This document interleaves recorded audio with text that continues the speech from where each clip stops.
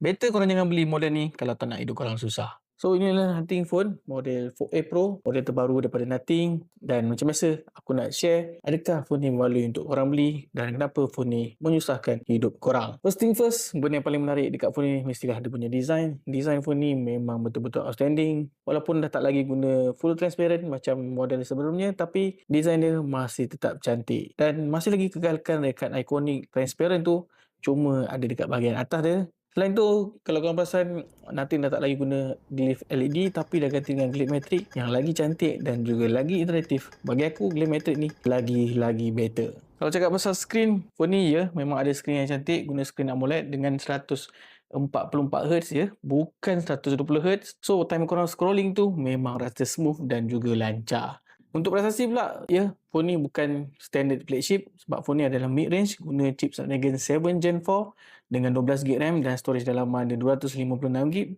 So far, aku rasa chip ni dah cukup untuk korang guna sehari-hari, so tak ada masalah. Selain design dia yang outstanding, kamera dia ni pun ada improvement.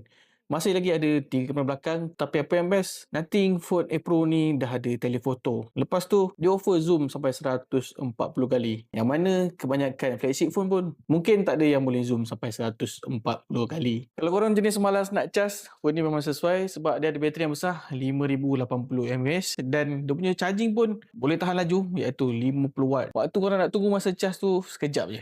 Dah tahu-tahu dah penuh. Dan berbalik kepada persoalan kenapa phone ni menyusahkan, sebab phone ni guna design yang outstanding dan tak ramai orang kenal. Jadi korang akan dihujani dengan soalan ni macam, bro, phone apa ni bro? Bro, ni brand apa bro? Bro, design cantik ni phone apa? Dan benda tu memang akan menyusahkan hidup korang sebab asyik nak kena jawab je kan. Kalau cakap pasal berbaloi ataupun tak, itu bergantung kepada penggunaan korang dan apa yang korang cari dekat sesebuah smartphone. Bagi aku, kalau korang nak phone yang unik, ikonik dan something yang berbeza, aku rasa Nothing Phone A Pro ni memang sesuai untuk korang.